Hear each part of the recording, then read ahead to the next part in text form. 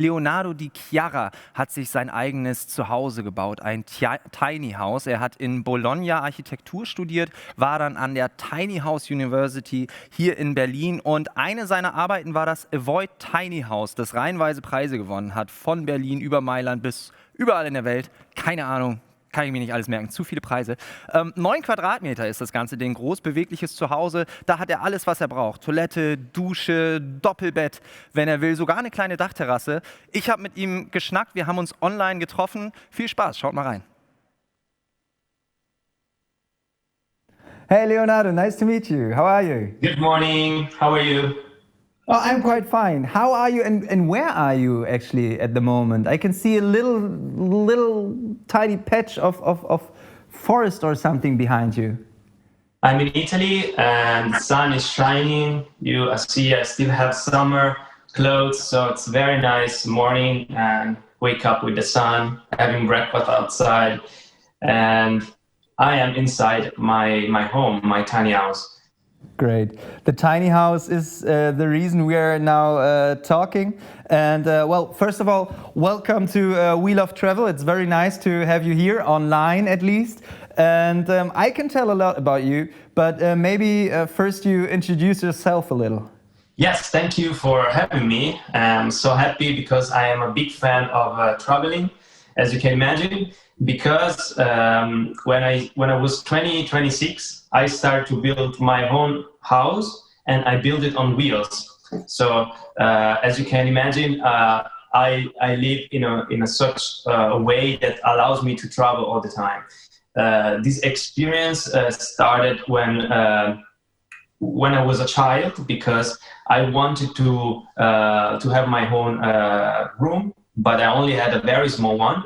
So I started to become really a minimalist when I was a child. And when I grew up, at the end I find my path in architecture school.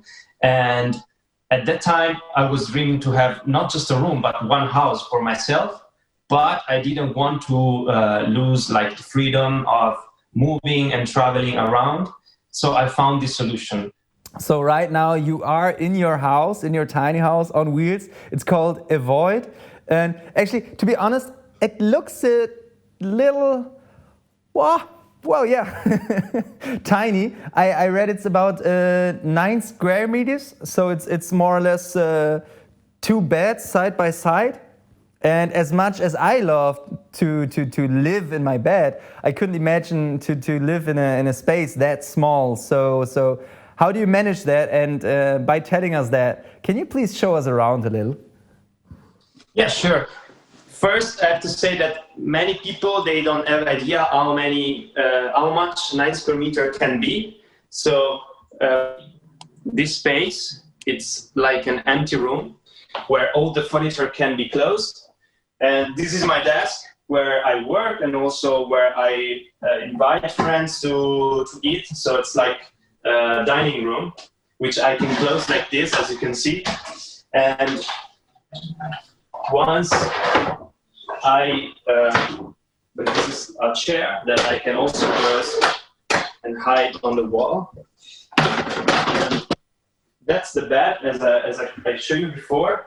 And when you open these drawers, you can transform the bed from one single place to double. So this becomes like from the sofa, it becomes a bed.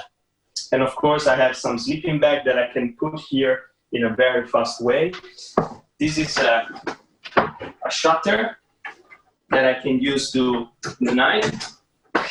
And this is also warm protective. So when it's very cold, it keeps the heat inside. That's the kitchen. And I'm gonna show you a closer view.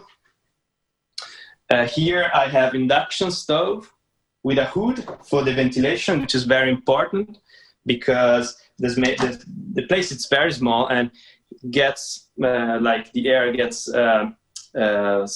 start to smell very easily because of the like when you cook something. Here you have the sink which is covered by this piece of wood that becomes also a cutter for vegetables and so on. All these things, I take them from the farm where I'm actually a partner now. And here you see all the kitchen supplies and so on. And here at the end of the corridor, there's the toilet, which is made of a mirror space. Here there's the sink, and here there's the composting toilet. And when you need to take a shower, you open this part with this thing. You can place it in here. And from the floor, you can open the shower plate. So if you are in a beautiful natural environment, you can keep this window open. If not, you have these curtains that you can put down like this. So this is only like a 1 square meter bathroom, but it's fully equipped with every part. I think that's a good solution. When you designed that house, it was also a comment on our society, on overpopulation, on migration, on hunger, and there are a lot of people that have to live in very, very tiny spaces. So what did you want to say by designing that place? Many people they try to sell the idea of tiny houses as a solution for the society, for the world society. I don't think that everyone should live in a tiny house. My aim was to let the people understanding that we can have like a smaller housing print. I call it housing print, living print on our planet, and we can be happy with less. And of course, on the other aspect, to show the possibilities of being a nomad. So someone that can travel to a place to another, not only because it's looking for a job in another city, but because it wants to be enriched by the fact of always having a different environment next to him. You call yourself a new generation nomad. Do you think that this is the way the society will transform in future? I think it's already transforming in this direction. And for example, myself as an architect, I work on a hill surrounded by a vegetable garden, wild animals in the night, stars in the night. I cooked yesterday outside with my friends.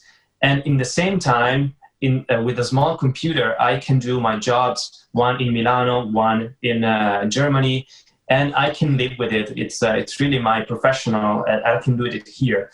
Right now, as a designer, I am focusing a lot on this topic, so on nomadism, and I'm designing a new tiny house, which is actually perfect for this kind of persons that they want to work and travel at the same time and experience the everyday life in a specific place. It can be a farm, it can be a city too. I think that can be a good way for a lot of people that work digital to live in that way. Leonardo, thank you so much. Thank you for the tour. Thank you for all the informations you gave us.